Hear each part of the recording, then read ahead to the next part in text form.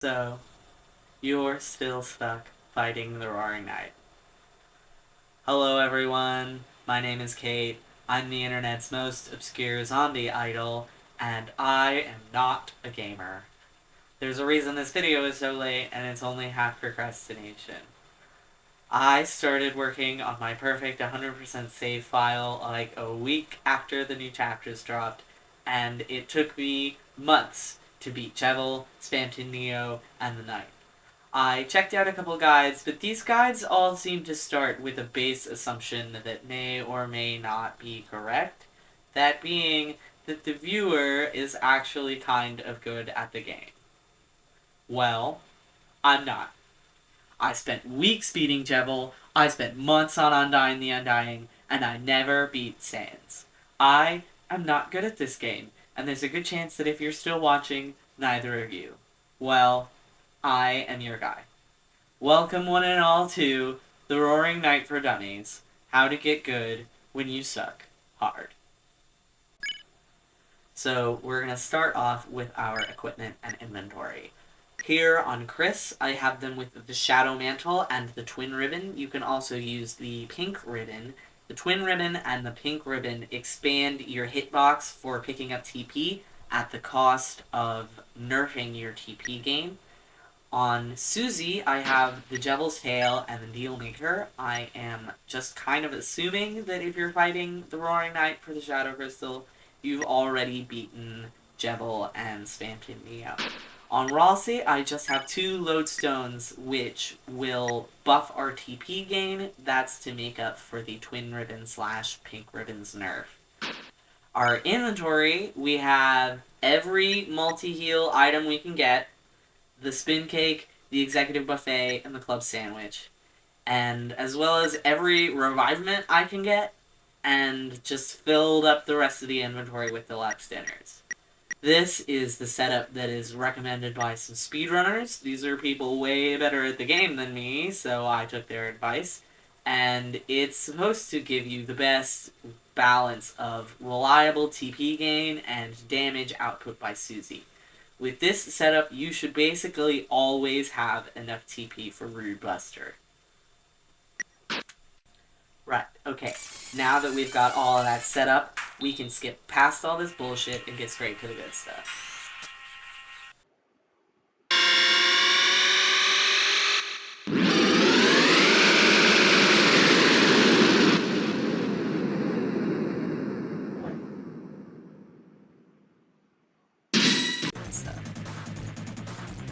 First things first. Every night guide is going to tell you that you need to use Rude Buster every turn. And that is true if you want to win. But we're not trying to win yet. We aren't going to be able to win for a pretty long while, so while we're still getting used to the attacks, just focus more on keeping everyone up using items with Chris and Heal Prayer with Ralsei.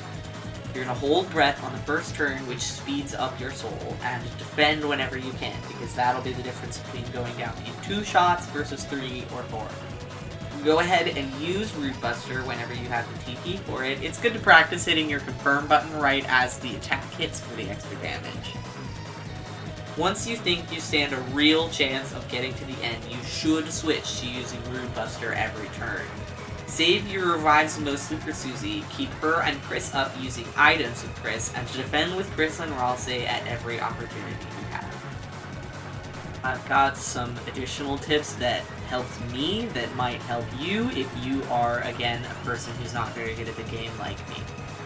Since Ralsei isn't doing very much here except to boost TP gain with his armor, it is okay to leave him down for a while, especially if you're saving your revivements for Susie. You can use single heals or the Club Sandwich or Executive Buffet to top off before a difficult attack as needed, but save the Revive Dust for before an easy attack, or else you'll go right back down in one shot as soon as you get everyone up. And most importantly, don't forget about Slow Soul, which lets you move slower and more precisely by holding shift or whatever your run button is. This can sometimes help with dodging and sometimes not. It really depends on the attack and the person. Finally, I'm going to start getting into individual attacks. On screen, I've got a list from the Deltarune Wiki of all the attacks, and I've highlighted in red and green the ones I personally found easier or harder. The first attack is Star Storm. The hitboxes on the stars are extremely generous, only the insides will actually hurt you. Hang on the left side of the box. Slow Soul may or may not be useful here, just try it out. On the third phase version of this attack, wait for the bullets to start tracking you and dodge clockwise around the box. With practice, you should be able to get through this attack with little to no damage. Here's the dialogue before each version of Star Storm. The next attack is Tracking Swords. Keep an eye on where the swords are appearing and move perpendicular. With Hold Breath, you should be fast enough to dodge them all, even when they get faster in Phase 3. In Phase 2, there will be a circle of swords surrounding you, so make sure you keep your movements tight. With the exception of Phase 2, you should be able to get through this attack with little to no damage as well with some practice. Here's the dialogue that leads up to Tracking Swords. The next attack, and the worst in my opinion, is Box Splitter. Stick to the left and the bottom side of the box. It moves less than the top and the right sides. The bullets will come out in groups of 3, with one in each group coming out ahead or behind to leave a gap. It's tricky, but with Hold Breath you should be fast enough to sneak into gaps. For Phase 3, try to avoid the exact corner or you'll get slashed when it goes diagonal.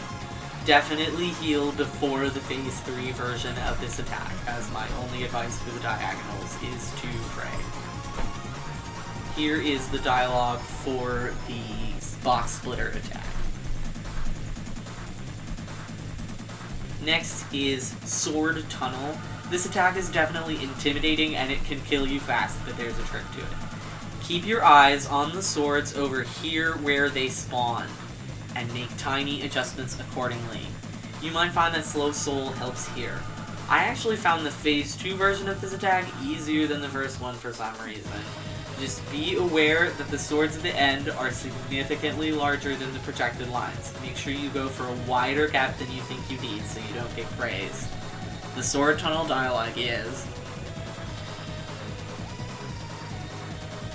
Alright, the last main attack is Rotating Slash.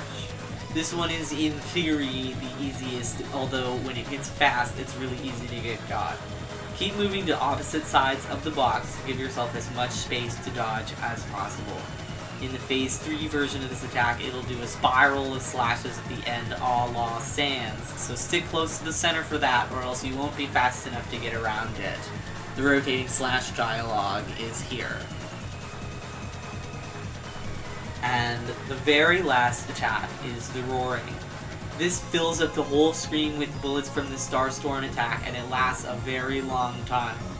Something important to remember is that even though similar attacks from other bosses like Azrael or Devil will just reduce you to 1, this attack can and will kill you. At least these bullets have the same generous hitboxes as the Star Storm. Make sure you stick to the bottom half of the screen until the spiral starts, where you should then get as close to the knight as you can to get around fast enough, and then head back down and pray. And that's it. That's the Roaring Knight fight. Now please enjoy my final attempt at the Roaring Knight.